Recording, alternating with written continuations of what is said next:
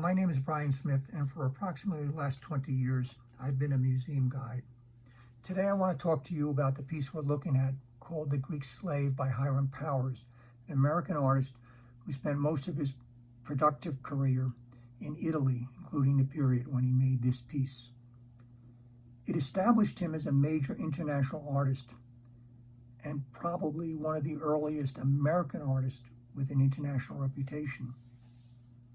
By many, it is considered one of the most famous American sculptures ever made. We're looking at a marble sculpture of a life-size or nearly life-size naked female. She is shackled, standing on a pedestal. Under her right hand, left side of the screen, we can see a cap and a gown that presumably she had been wearing before she was stripped and put on this pedestal for sale. Called The Greek Slave, it deals with the Greek War of Independence from Turkey, which was then part of the Ottoman Empire. We're talking a time period of 1821 to 1830. Presumably, during an attack on a local Greek village, the Turkish army found this young woman of amazing beauty. She was too valuable to be killed. The fate that probably was the outcome for her family, her loved ones, her neighbors, and her friends. Rather, she was taken back to Turkey to be sold at a slave auction, the event we're participating in through this sculpture. The original version made by Powers was done in plaster, completed in 1843. Subsequently, 5 marble versions were made from the plaster version between 1844 and 1866. Note the proximity to our American Civil War.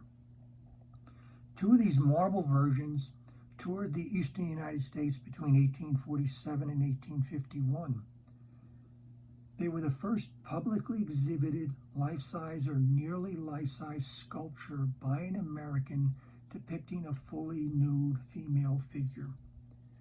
And aware that the sculpture's nudity might be scandalous and provoke disapproval from a conservative American audience, the artist deliberately supplemented the exhibition with text emphasizing the subject's high moral and intellectual beauty.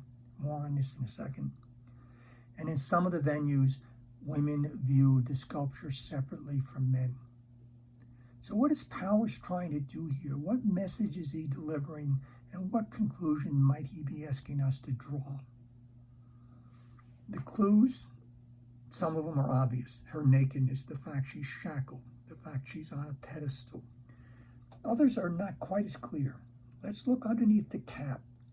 There's this locket, which probably contained a picture or a portrait of a loved one, maybe her mother, maybe a boyfriend, and a cross representing her religious viewpoint.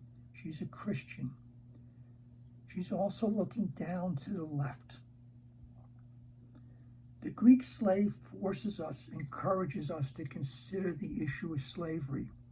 By use of the cross, Powers introduces the religious beliefs of the subject to support and strengthen the conclusions I think he wants us to draw. As a Christian, as represented by the cross, and as an individual loved by others, as represented by the locket, the woman looks left and separates herself from her current reality. Between the memories of her loved ones and the promises of her Christian beliefs, she can strengthen herself against the current shame from her nudity and what is to come, and retain the belief that no matter what happens to her, her soul, her inner and true self will remain hers and undamaged. While the Greek Slave focused on the Greek-Turkish War, it ultimately became, within the United States, a famous anti-slavery sculpture. And its message is clear. Slavery in any form, in any location, in all circumstances, is inherently and absolutely wrong. So I hope you enjoyed this little discussion. Before I conclude, let me do 2 last things. If you look at the shackles in this version, this is from the Brooklyn Museum. It's the 5th, the last of the marble versions. Compare these shackles to this version. This is one of the other 4 marble versions, and all of the other 4 marble and the plaster use shackles of this nature. The only differences. Where are these located? The original plaster is at the Smithsonian. The 5 marbles, one is at the Raby Castle in County Durham, England, the National Gallery of Art in Washington, D.C., the Newark Museum, the Yale University Art Gallery, and the 5th and final marble version is at the Brooklyn Museum. You may also find smaller versions and copies in many other museums, as many of these smaller copies were subsequently made. I hope you enjoyed this discussion, and I hope you have a chance to see The Greek Slave, which delivers this very timeless message that slavery is absolutely and inherently wrong.